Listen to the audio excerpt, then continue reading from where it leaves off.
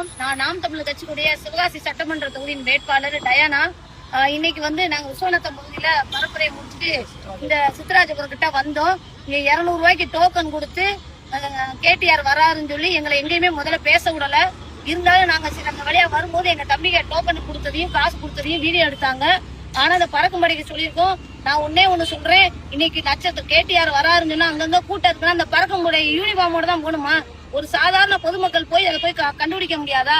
இன்னொரு இடத்துல ஒரு அம்மா சொல்லுது, நாங்க கேடிஆர் காண்டி நாங்க நிக்கிறோம், 200 ரூபாய் வாங்கிட்டு நீ நின்னா என்னப்பா அர்த்தம்? நியாயம் இல்லைல்லப்பா அப்படின்னு சொல்லி அந்த அம்மா நியாயத்தை சொல்லுது.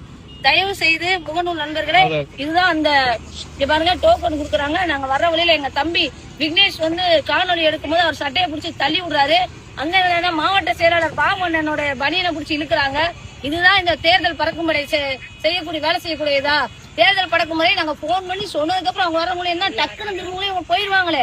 என் அன்பு தேர்தல் பறக்கும்படையே ஒண்ணு நான் சொல்லிக்கிறேன், எங்கெல்லாம் பேச்சாளர்கள் வர்றாங்களோ, எங்கெல்லாம் வேட்பாளர்கள் வர்றாங்களோ, அங்க நீங்க சாதாரண வேறு உடையில மாற்று உடையில நின்று சாதாரண பாம்பனா நின்னா தான் கண்டுபிடிக்க முடியும்.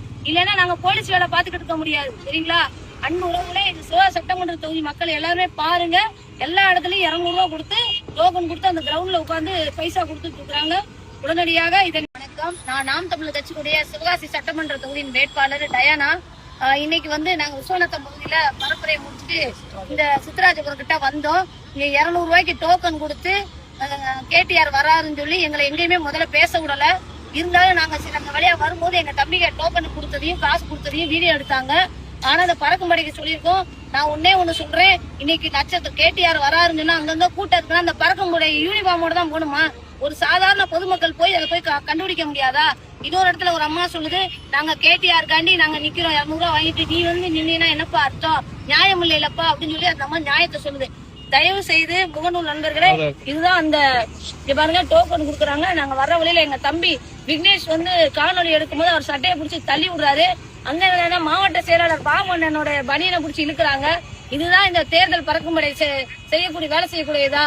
தேர்தல் பறக்குமுறை நாங்க போன் பண்ணி சொன்னதுக்கு அப்புறம் அவங்க வரவங்களே என்ன டக்குன்னு திரும்பவும் போயிருவாங்களே. என் அன்பு தேர்தல் பறக்கும்படையே ஒண்ணு நான் சொல்லிக்கிறேன், எங்கெல்லாம் பேச்சாளர்கள் வர்றாங்களோ, எங்கெல்லாம் வேட்பாளர்கள் வர்றாங்களோ, அங்க நீங்க சாதாரண வேறு உடையில மாற்று உடையில நின்று சாதாரண பாம்பனா நின்னா தான் கண்டுபிடிக்க முடியும். இல்லைன்னா நாங்க போலீஸ் வேலை பாத்துக்கிட்டு இருக்க முடியாது. சரிங்களா? அன்பு உறவுகளே, இது சிவகாசி சட்டமன்ற தொகுதி மக்கள் எல்லாருமே பாருங்க. எல்லா இடத்துலயும் 200 ரூபாய் கொடுத்து டோக்கன் கொடுத்து அந்த கிரவுண்ட்ல உட்காந்து பைசா கொடுத்து